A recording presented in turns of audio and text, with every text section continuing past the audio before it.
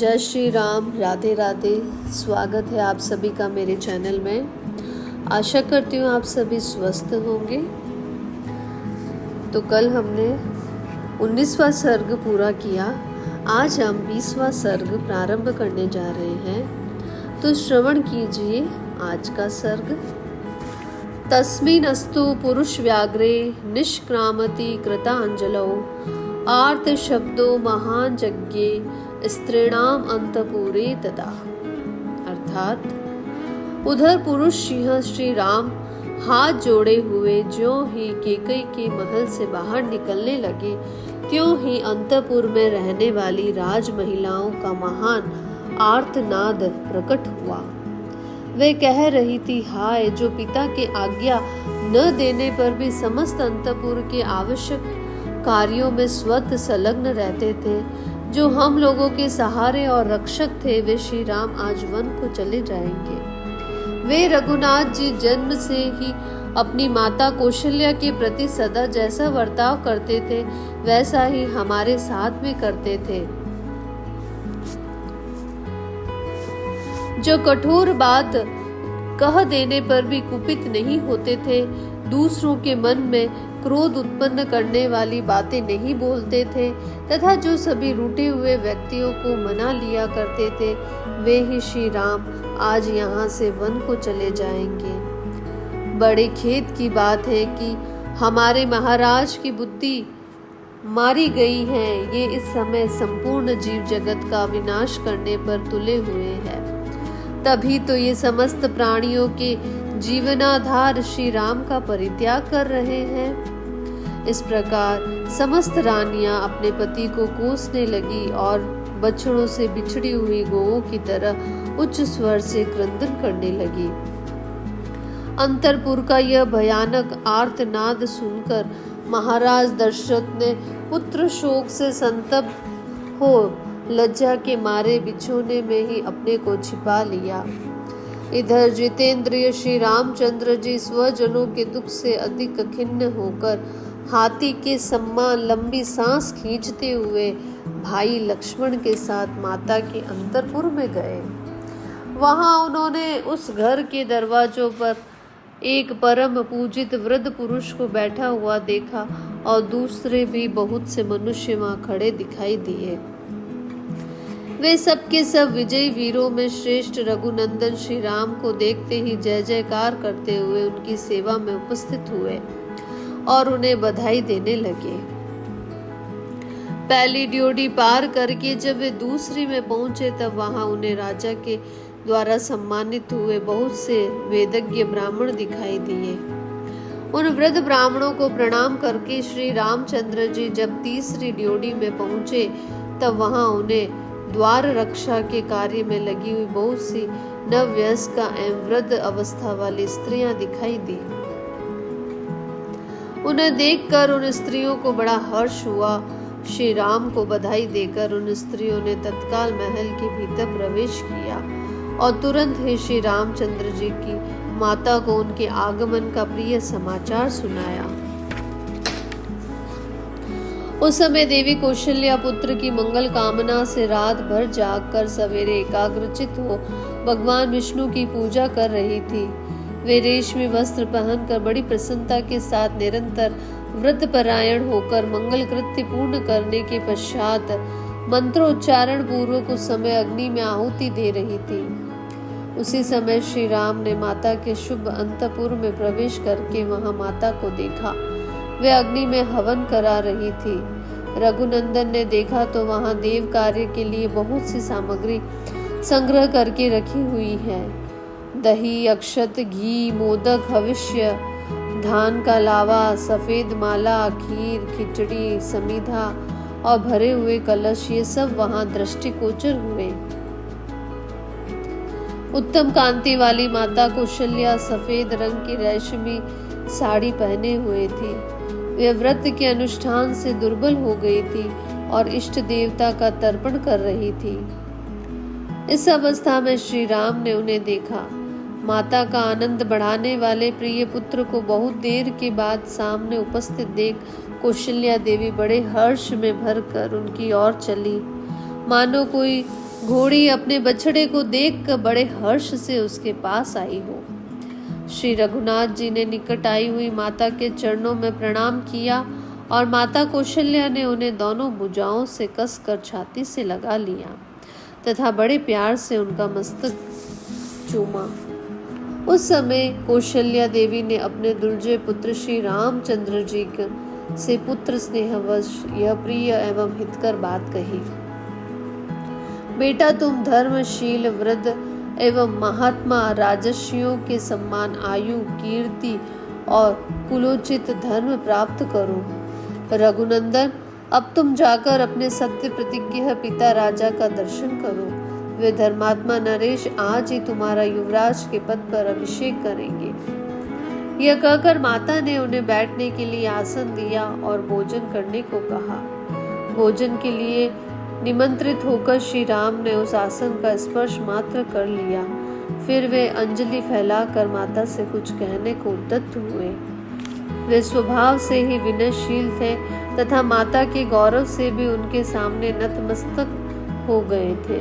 उन्हें दंडकारण्य को प्रस्थान करना था, अतः वे उसके लिए आज्ञा लेने का उपक्रम करने लगे। उन्होंने कहा, देवी, निश्चय ही आपको मालूम नहीं है, हमारे ऊपर महान भय उपस्थित हो गया है। इस समय मैं जो बात कहने जा रहा हूँ उसे सुनकर आपको, सीता को और लक्ष्मण को भी दुख होगा, तथापि मैं कहूँगा। अब मैं दंडकारण्य में जाऊंगा, अतः ऐसे बहुमूल्य आसन की मुझे क्या आवश्यकता है। अब मेरे लिए यह कुश की चटाई पर बैठने का समय आया है। मैं भोग्य वस्तु का त्याग कर कर मुनि की भांति कंद मूल और फलों से जीवन निर्वाह करता हुआ 14 वर्षों तक निर्जल वन में निवास करूंगा। महाराज, युवराज का पद भरत को दे रहे हैं और मुझे तपस्वी बनाकर दंडकारण्य में भेज रहे हैं। अतः 14 वर्षों तक निर्जन वन में रहूंगा और जंगल में सुलभ होने वाले वलकल आदि को धारण करके फल मूल के आहार से ही जीवन निर्वाह करता रहूंगा। यह अप्रिय बात सुनकर वन में फर से काटी हुई साल वृक्ष की शाखा के समान कौशल्या देवी सहसा पृथ्वी पर गिर पड़ी, मानो स्वर्ग से कोई देवांगना भूतल पर आ घिरी हो। जिन्होंने जीवन में कभी दुख नहीं देखा था, जो दुख भोगने के योग्य भी नहीं है, उन्हें माता कौशल्या को कटी हुई कदली की भांति अचेत अवस्था में भूमि पर पड़ी देख श्री राम ने हाथ का सहारा देकर उठाया। जैसे कोई घोड़ी पहले बड़ा भारी बोझ ढो चुकी हो और थकावट दूर करने के लिए धरती पर लोटपोट कर रही हो, उसी प्रकार से वे उठे। कौशल्या जी के समस्त अंगों में धूल लिपट गई थी और वे अत्यंत दीन दशा को पहुंच गई थी। उस अवस्था में श्री राम ने अपने हाथ से उनके अंगों की धूल को पोंछा। कौशल्या जी ने जीवन में पहले सदा सुख ही देखा था और उसी के योग्य थी, परंतु उस समय वे दुख से कातर हो उठी थी। उन्होंने लक्ष्मण के सुनते हुए अपने पास बैठे पुरुष सिंह श्री राम से इस प्रकार कहा, बेटा रघुनंदन, यदि तुम्हारा जन्म न हुआ होता तो मुझे इस एक ही बात का शोक रहता। आज जो मुझ पर इतना भारी दुख आ पड़ा है, इसे वंध्या होने पर मुझे नहीं देखना पड़ता। बेटा, वंध्या को एक मानसिक शोक होता है। उसके मन में यह संताप बना रहता है कि मुझे कोई संतान नहीं है, इसके सिवा दूसरा कोई दुख नहीं होता उसे। बेटा राम, पति के प्रभुत्व काल में एक ज्येष्ठ पत्नी को जो कल्याण या सुख प्राप्त होना चाहिए, वह मुझे पहले कभी नहीं देखने को मिला। सोचती थी पुत्र के राज्य में सब सुख देख लूंगी और इसी आशा में अब तक जीती रही। बड़ी रानी होकर भी मुझे अपनी बातों से हृदय को विदीर्ण कर देने वाली छोटी सोतों के बहुत से अप्रिय वचन सुनने पड़ेंगे। स्त्रियों के लिए इससे बढ़कर महान दुख और क्या होगा। अतः मेरा शोक और विलाप जैसा है, उसका कभी अंत नहीं है। तात तुम्हारे निकट रहने पर भी मैं इस प्रकार सोतों से तिरस्कृत रही हूँ, फिर तुम्हारे परदेश चले जाने पर मेरी क्या दशा होगी? उस दशा में तो मेरा मरण ही निश्चित है। पति की ओर से मुझे सदा अत्यंत तिरस्कार अथवा कड़ी फटकार ही मिली है, कभी प्यार और सम्मान नहीं प्राप्त हुआ है। मैं कैकेयी की दासियों के बराबर अथवा उनसे भी गई बीती समझी जाती हूँ। जो कोई मेरी सेवा में रहता या मेरा अनुसरण करता है, वह भी कैकेयी के बेटे को देखकर चुप हो जाता है, मुझसे बात नहीं करता है। बेटा, इस दुर्गति में पढ़कर मैं सदा क्रोधित स्वभाव के कारण कटु वचन बोलने वाले उस कैकेयी के मुख को कैसे देख सकूंगी? रघुनंदन, तुम्हारे उपनयन रूप द्वितीय जन्म लिए सहस्त्र वर्ष बीत गए हैं, अर्थात तुम अब 27 वर्ष के हो गए हो। अब तक मैं यही आशा लगाए चली आ रही थी कि अब मेरा दुख दूर हो जाएगा। राघव, अब इस बुढ़ापे में इस तरह सोतों का तिरस्कार और उससे होने वाले महान अक्षय दुख को तो मैं अधिक काल तक नहीं सह सकूंगी। पूर्ण चंद्रमा के समान तुम्हारे मनोहर मुख को देखे बिना मैं दुखिनी दयनीय जीवन व्यतीत से रहकर कैसे निर्वाह करूंगी? बेटा, यदि तुझे इस देश से निकल ही जाना है तो मुझ भाग्यहीना ने बार बार उपवास, देवताओं का ध्यान तथा बहुत से परिश्रम जनक उपाय करके व्यर्थ ही तुम्हारा इतने कष्ट से पालन पोषण किया है। मैं समझती हूँ कि निश्चय ही यह मेरा हृदय बड़ा कठोर है, जो तुम्हारे बिच्छुओं की बात सुनकर भी वर्षा काल के नूतन जल के प्रभाव से टकराए हुए महानदी के कगार की भांति फट नहीं जाता। निश्चय ही मेरे लिए हुए कहीं मौत नहीं है, यमराज के घर में भी मेरे लिए जगह नहीं है। तभी तो जैसे किसी रोती हुई मृगी को सिंह जबरदस्ती उठा ले जाता है, उसी प्रकार यमराज मुझे आज ही उठा ले जाना नहीं चाहता है। अवश्य ही मेरा कठोर हृदय लोहे का बना हुआ है, जो पृथ्वी पर पड़ने पर भी न तो फटता है और न टुक टुक हो जाता है। इसी दुख से व्याप्त हुए शरीर के भी टुकड़े टुकड़े नहीं हो जाते हैं। निश्चय ही मृत्यु काल आए बिना किसी का मरण नहीं होता। सबसे अधिक दुख की बात तो यह है कि पुत्र के सुख के लिए मेरे द्वारा किए गए व्रत, दान और संयम सब व्यर्थ हो गए हैं। मैंने संतान की हित कामना से जो तप किया है, वह भी ऊसर में बोए हुए बीज की भांति निष्फल हो गया। यदि कोई मनुष्य भारी दुख से पीड़ित हो, असमय में भी अपनी इच्छा के अनुसार मृत्यु पा सके, तो मैं तुम्हारे बिना अपने बछड़े से बिछड़ी हुई गाय की भांति आज ही यमराज की सभा में चली जाऊंगी। चंद्रमा के समान मनोहर मुख कांति वाले श्री राम, यदि मेरी मृत्यु नहीं होती है तो तुम्हारे बिना यहाँ व्यर्थ कुत्सित जीवन क्यों बिताऊं?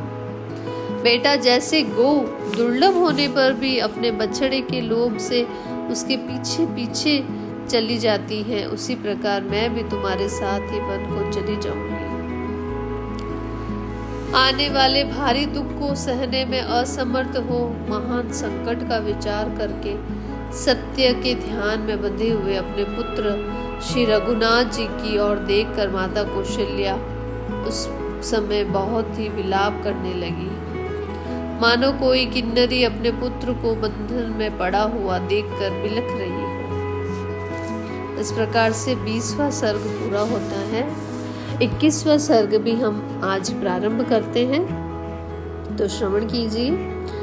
इस प्रकार विलाप करते हुए श्री राम माता कौशल्या से अत्यंत दुखी हुए लक्ष्मण ने उस समय के योग्य बात कही कि बड़ी माँ, मुझे भी ये अच्छा नहीं लगता है कि श्री राम राज्य लक्ष्मी का परित्याग करके वन में जाए। महाराज तो इस समय स्त्री की बात में आ गए हैं, इसलिए उनकी प्रकृति विपरीत हो गई है।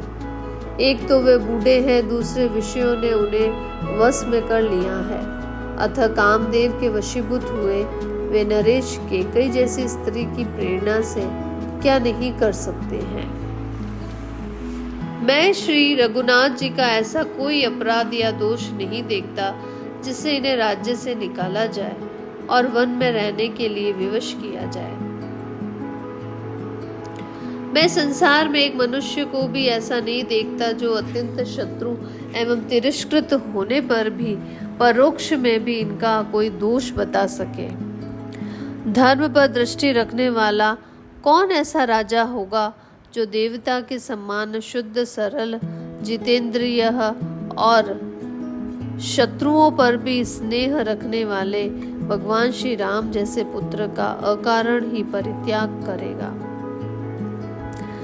जो पुनः विवेक शून्यता को प्राप्त हो गए हैं, ऐसे राजा के इस वचन को राजनीति का ध्यान रखने वाले कौन पुत्र अपने हृदय में स्थान दे सकता है।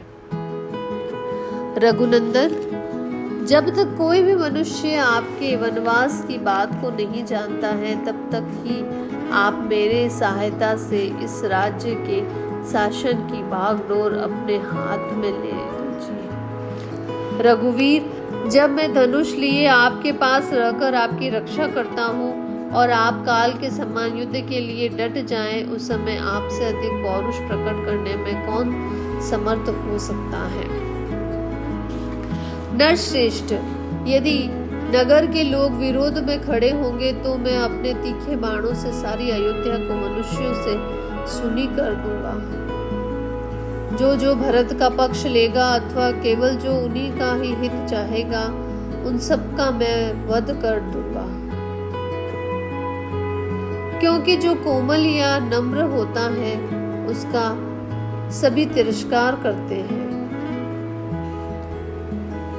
यदि कैकेयी के प्रोत्साहन देने पर उसके ऊपर संतुष्ट हो पिताजी हमारे शत्रु बन रहे हैं, तो हमें भी मोह ममता छोड़कर इन्हें कैद कर लेना या मार डालना चाहिए।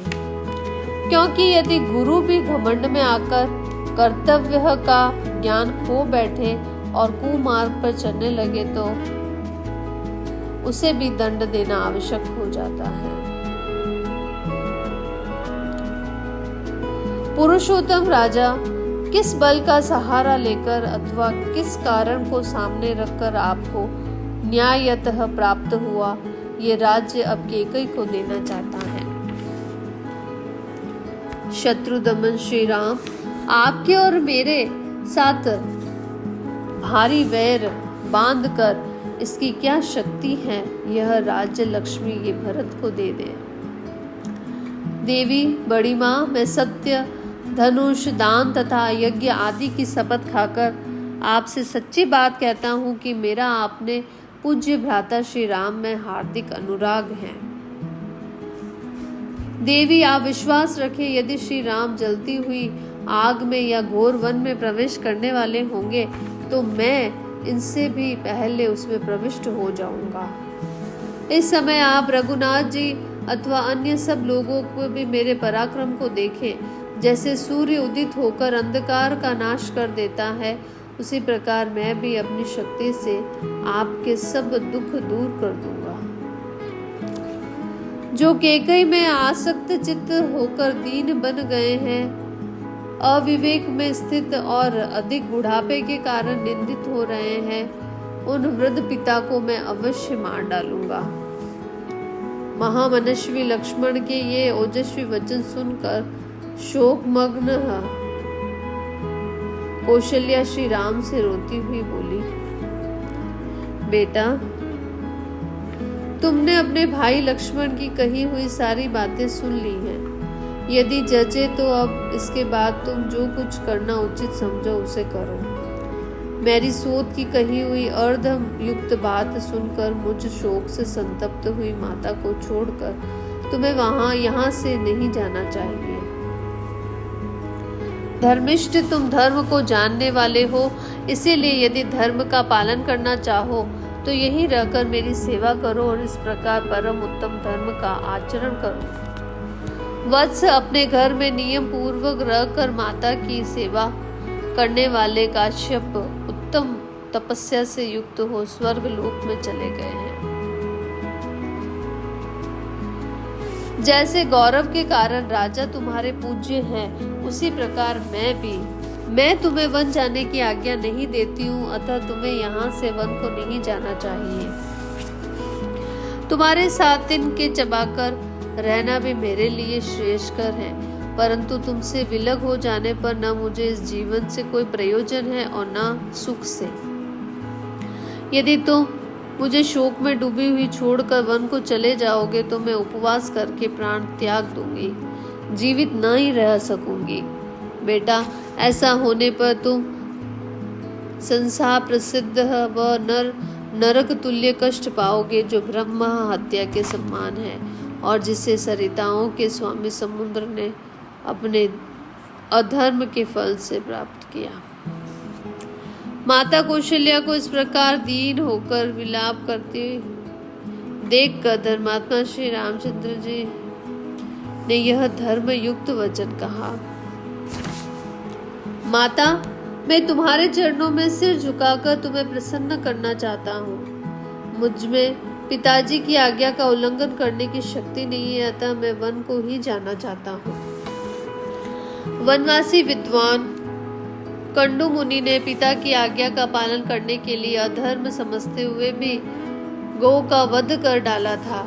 हमारे कुल में भी पहले राजा सगर के पुत्र ऐसे ही गए थे, जो पिता की आज्ञा से पृथ्वी खोदते हुए बुरी तरह से मारे गए।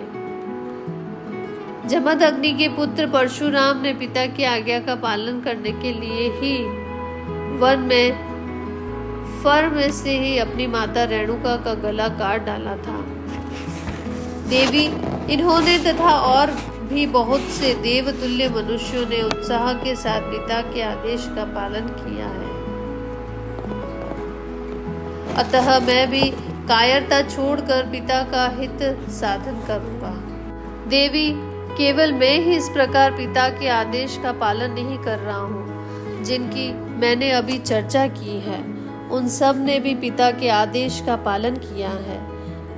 माँ, मैं तुम्हारे प्रतिकूल किसी नवीन धर्म का प्रचार नहीं कर रहा हूँ। पूर्व काल के धर्मात्मा पुरुषों को भी यह अभिष्ट था। मैं तो उनके चले हुए मार्ग का ही अनुसरण करता हूँ। इस भूमंडल पर जो सबके लिए करने योग्य है, वही मैं भी करने जा रहा हूँ। इसके विपरीत कोई न करने योग्य काम नहीं कर रहा हूँ। पिता की आज्ञा का पालन करने वाला कोई भी पुरुष धर्म से भ्रष्ट नहीं होता है। अपनी माता से ऐसा कहकर वाक्य वेताओं में श्रेष्ठ समस्त धनुर्धर शिरोमणि श्री राम ने पुनः लक्ष्मण से कहा, लक्ष्मण, मेरे प्रति तुम्हारा जो परम उत्तम स्नेह है, उसे मैं जानता हूँ। तुम्हारे पराक्रम, धैर्य और दुर्धर्ष तेज का भी मुझे ज्ञान है। शुभ लक्ष्मण, मेरी माता को जो अनुपम एवं महान दुख हो रहा है, वह सत्य और शम के विषय में मेरे अभिप्राय को न समझने के कारण है। संसार में धर्म ही सबसे श्रेष्ठ है, धर्म में ही सत्य की प्रतिष्ठा है। पिताजी का यह वचन भी धर्म के आश्रित होने के कारण परम उत्तम है। वीर धर्म का आश्रय लेकर रहने वाले पुरुष को पिता, माता अथवा ब्राह्मण के वचनों का पालन करने की प्रतिज्ञा करके उससे मिथ्या नहीं करना चाहिए। वीर, अतः मैं पिताजी की आज्ञा का उल्लंघन नहीं कर सकता, क्योंकि पिताजी के कहने से ही कैकेयी ने मुझे वन में जाने की आज्ञा दी है। इसीलिए केवल शास्त्र धर्म का अवलंबन करने वाली इस ओछी बुद्धि का त्याग करो, धर्म का आश्रय लो, कठोरता छोड़ो और मेरे विचार के अनुसार चलो। अपने भाई लक्ष्मण से सौहार्दवश ऐसी बात कहकर उनके बड़े भ्राता श्री राम ने पुनः कौशल्या के चरणों में मस्तक झुकाया और हाथ जोड़कर कहा, देवी, मैं यहाँ से वन को जाऊंगा। मुझे आज्ञा दो और स्वस्ति वाचन कराओ। ये बात मैं अपने प्राणों की शपथ दिलाकर कहता हूँ। जैसे पूर्व काल में राजर्षि ययाति स्वर्ग लोक का त्याग करके पुनः भूतल पर उतर आए थे, उसी प्रकार मैं भी प्रतिज्ञा पूर्ण करके पुनः वन से अयोध्यापुरी को लौट जाऊंगा। माँ, शोक को अपने हृदय में ही अच्छी तरह दबाए रखो, शोक न करो। पिताजी की आज्ञा का पालन करके मैं फिर वनवास से यहाँ लौट आऊंगा। तुमको, मुझको, सीता को, लक्ष्मण को और माता सुमित्रा को भी पिताजी की आज्ञा में ही रहना चाहिए। यही सनातन धर्म है। माँ, यह अभिषेक की सामग्री ले जाकर रख दो। अपने मन का दुख मन में ही दबा लो और वनवास के संबंध में जो मेरा धर्मानुकूल विचार है उसका अनुसरण करो। मुझे जाने की आज्ञा दो। श्री रामचंद्र जी की ये धर्मानुकूल तथा व्यग्रता और आकुलता से रहित बात सुनकर जैसे मरे हुए मनुष्य में प्राण आ जाए, उसी प्रकार देवी कौशल्या मूर्छा त्याग कर होश में आ गई तथा अपने पुत्र श्री राम की ओर देखकर इस प्रकार कहने लगी, बेटा, धर्म और सौहार्द के नाते जैसे पिता तुम्हारे लिए आदरणीय गुरुजन है, वैसे ही मैं भी हूँ। मैं तुम्हें वन में जाने की आज्ञा नहीं देती वत्स। मुझ दुखिया को छोड़कर तुम्हें कहीं नहीं जाना चाहिए। तुम्हारे बिना मुझे यहाँ इस जीवन से क्या लाभ है? इन स्वजनों से, देवता तथा पितरों की पूजा से और अमृत से भी क्या लेना है? तुम 2 घड़ी भी मेरे पास रहो तो वही मेरे लिए संपूर्ण संसार के राज्य से भी बढ़कर सुख देने वाला है। जैसे कोई विशाल गजराज किसी अंधकूप में पड़ जाए और लोग उसे जलते लुआठों से मार मार कर पीड़ित करने लगे, उस दिशा में वह क्रोध से जल उठे, उसी प्रकार श्री राम भी माता का बार बार करुण विलाप सुनकर आवेश में भर गए और वन में जाने का दृढ़ निश्चय कर लिया। उन्होंने धर्म में भी दृढ़ता पूर्वक स्थित रहकर अचेत सी हो रही माता से और आर्त एवं संतप्त हुई सुमित्रा कुमार लक्ष्मण से भी ऐसी धर्मानुकूल बात कही जैसे वह उस अवसर पर वे ही कह सकते थे। लक्ष्मण, मैं जानता हूँ तुम सदा ही मुझ में भक्ति रखते हो और तुम्हारा पराक्रम कितना महान है, यह भी मुझसे छुपा नहीं है। तथापि तुम मेरे अभिप्राय की ओर ध्यान न देकर माताजी के साथ स्वयं भी मुझे पीड़ा दे रहे हो। इस तरह मुझे अत्यंत दुख में न डालो।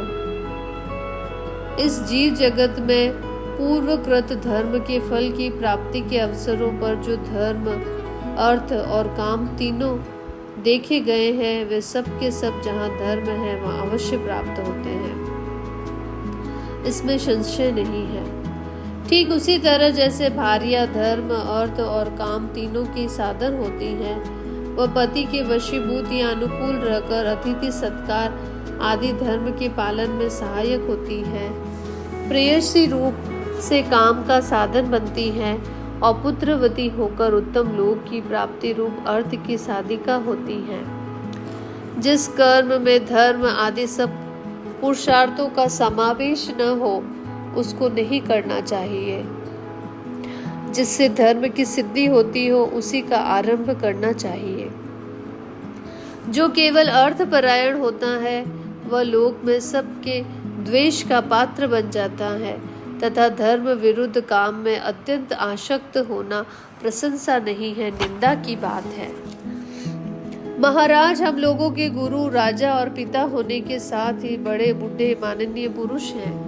वे क्रोध से, हर्ष से अथवा काम से प्रेरित होकर भी यदि किसी कार्य के लिए आज्ञा दे तो हमें धर्म समझकर उसका पालन करना चाहिए। जिसके आचरणों में क्रूरता नहीं है, ऐसा कौन पुरुष पिता की आज्ञा के पालन रूप धर्म का आचरण नहीं करेगा। इसीलिए मैं पिता की संपूर्ण प्रतिज्ञा का यथावत पालन करने से मुंह नहीं मोड़ सकता।